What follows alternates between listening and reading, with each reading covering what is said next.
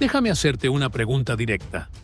Si mañana estallara un conflicto aéreo real, no un ejercicio, no una simulación, entre las principales potencias del mundo, ¿qué fuerza aérea ganaría? No el país con más tanques, no el país con más soldados, el país con los mejores cazas, los mejores pilotos, la mejor doctrina, el que controla el cielo, controla todo lo que pasa debajo.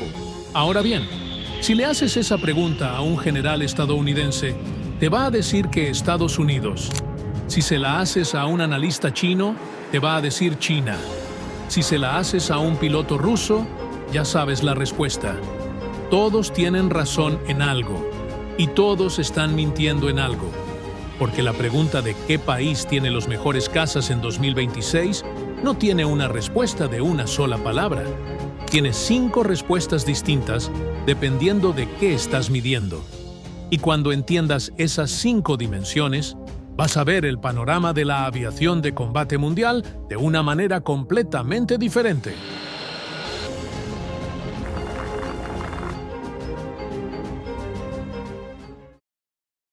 Empecemos por donde siempre empieza todo el mundo: las especificaciones técnicas, el papel, los números, y aquí, sobre el papel, Estados Unidos gana.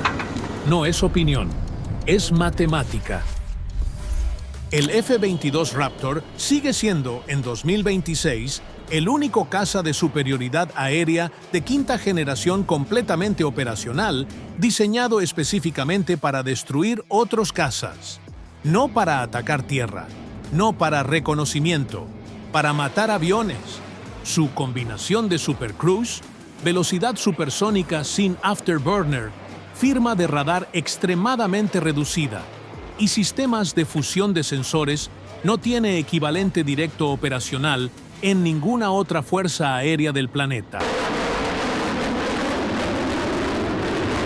El F-35, por su parte, no es un caza de superioridad aérea, es un sistema de guerra. La diferencia importa. El F-35 es el avión más conectado del mundo, un nodo de inteligencia volante que puede compartir datos en tiempo real con otros F-35, con barcos, con satélites, con infantería en tierra. Su valor no está en lo que puede hacer solo, está en lo que hace al resto de la fuerza cuando está en el aire. Ahora, ¿qué tiene China? El J-20 Mighty Dragon es real, es operacional y es capaz. Pero los analistas occidentales que lo han estudiado señalan consistentemente 2 limitaciones. Sus motores, los VBS-10C nacionales, todavía no igualan el empuje y la eficiencia de los F-119 del F-22 o el F-135 del F-35, aunque la brecha se está cerrando rápidamente. Y sus sistemas de sensores, aunque avanzados, aún dependen en parte de tecnología de fusión de datos menos madura que la del F-35. Rusia tiene el Su-57, y aquí es donde tenemos que ser honestos sobre algo que muchos canales evitan decir. El Su-57 es un avión extraordinariamente capaz en papel, con geometría variable de entrada de aire, supermaniobrabilidad real y un arsenal impresionante. Pero en 2026, Rusia opera menos de 20 unidades completamente equipadas. Un avión que no se produce en escala es una promesa, no una capacidad. Francia tiene el Rafale. Reino Unido y sus socios tienen el Typhoon. Ambos son cazas de generación 4.5 excepcionalmente capaces, con actualizaciones continuas que los mantienen relevantes. Pero ninguno de los dos tiene la firma de radar reducida de un verdadero quinto generación. Entonces, sobre el papel, ventaja clara de Estados Unidos en tecnología individual. Pero el papel no vuela. Stalin, independientemente de lo que pienses de él, dijo algo que los estrategas militares todavía citan: la cantidad tiene su propia calidad. Y cuando hablamos de números de cazas en 2026, la conversación cambia radicalmente. Estados Unidos opera aproximadamente 2.000 cazas de combate, activos entre todas sus ramas: Fuerza Aérea, Marina, Marines. De esos, menos de 200 son F-22. Alrededor de 450 son F-35 en sus distintas variantes. El resto son F-15, F-16 y F-A-18, aviones de cuarta generación, muchos con décadas de servicio, aunque constantemente actualizados. China opera en 2026 más de 1.700 casas de combate activos, con una línea de producción que está generando nuevas unidades a una tasa que preocupa profundamente a los planificadores del Pentágono. El J-16, un derivado avanzado del Su-27 con electrónica completamente china, se produce a un ritmo de varias decenas por año. El J-20 está en producción acelerada, y el J-35, el caza embarcado furtivo para los nuevos portaaviones chinos, acaba de entrar en servicio operacional. Rusia, por el contrario, ha visto su inventario de cazas operacionales reducirse significativamente desde 2022. Las pérdidas en Ucrania, los problemas de mantenimiento por sanciones y la ralentización de la producción industrial han dejado a la Fuerza Aérea rusa con menos capacidad real de la que sus números oficiales sugieren. La conclusión de esta dimensión es incómoda para el análisis occidental convencional. En una guerra de desgaste prolongada en el Indo-Pacífico, la capacidad industrial de China para reemplazar pérdidas supera actualmente a la de Estados Unidos. No en tecnología por unidad, en volumen sostenible. Aquí es donde la conversación se vuelve verdaderamente interesante, porque puedes tener el mejor avión del mundo, y si el piloto dentro no está a la altura, tienes un misil muy caro apuntando en la dirección equivocada. Los pilotos de caza de la Fuerza Aérea de Estados Unidos acumulan en promedio entre 150 y 200 horas de vuelo anuales.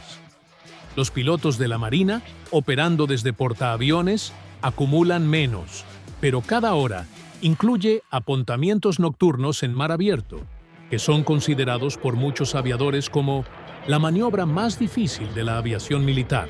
Los pilotos chinos han aumentado dramáticamente sus horas de vuelo en la última década. En 2015, el promedio era de aproximadamente 100 horas anuales. En 2026, fuentes del Departamento de Defensa estiman entre 120 y 150 horas, todavía por debajo del estándar estadounidense, pero la trayectoria es clara. Pero hay algo que las horas de vuelo no miden: la experiencia en combate real. Los pilotos estadounidenses han operado en zonas de conflicto real de manera continua desde 1991. 35 años de guerra real, de decisiones reales a velocidades reales, contra amenazas reales. Ese tipo de experiencia institucional no aparece en ninguna hoja de especificaciones técnicas y no se puede simular completamente en ningún entrenamiento. Los pilotos chinos, por su parte, no han participado en un conflicto aéreo real desde la guerra sino-vietnamita de 1979. 47 años sin combate real. Eso no significa que no sean capaces. Significa que nadie lo sabe con certeza, ni ellos mismos. Y en aviación de combate, la incertidumbre sobre tus propias capacidades reales es en sí misma una desventaja. Este es el factor que menos se discute y que más importa en un conflicto real moderno. Un caza no opera solo, opera dentro de un ecosistema. Aviones de alerta temprana, aviones de guerra electrónica, aviones de reabastecimiento en vuelo, satélites de comunicación, redes de datos seguras, bases avanzadas, acuerdos de sobrevuelo con aliados. El avión es la punta visible de un iceberg logístico y doctrinal enorme. Estados Unidos ha construido ese ecosistema durante 70 años. La OTAN lo comparte y lo amplifica. Los aliados en el Indo-Pacífico, Japón, Corea del Sur, Australia, operan F-35 que pueden integrarse directamente en esa red. Cuando un F-35 japonés detecta un objetivo, un F-35 australiano a 200 kilómetros ya lo tiene en su sistema antes de que el piloto japonés termine de reportarlo por radio. China está construyendo su propio ecosistema y lo está haciendo rápido. Pero construir la arquitectura de datos, los protocolos de comunicación segura, la doctrina de operaciones conjuntas y la confianza entre unidades que permiten ese nivel de integración toma décadas. No se compra, se desarrolla. Rusia tenía un ecosistema razonablemente maduro, hasta que Ucrania demostró sus vulnerabilidades en tiempo real. La incapacidad de la Fuerza Aérea Rusa para suprimir efectivamente la defensa aérea ucraniana, para coordinar ataques combinados, para adaptar doctrina en tiempo real ante un adversario que cambiaba sus tácticas semana a semana. Todo eso reveló fracturas profundas en el ecosistema que el papel nunca mostró. Oye, si llegaste hasta aquí, ya estás en el 1% de personas en este continente que entiende realmente cómo funciona el poder aéreo moderno. No como propaganda, no como estadísticas de un folleto, como sistema. Y todavía falta la dimensión más importante de todas, la que ningún gobierno quiere que analices demasiado de cerca. Déjame en los comentarios qué país tú crees que tiene los mejores cazas hoy, sin filtros. La respuesta más interesante la fijo arriba.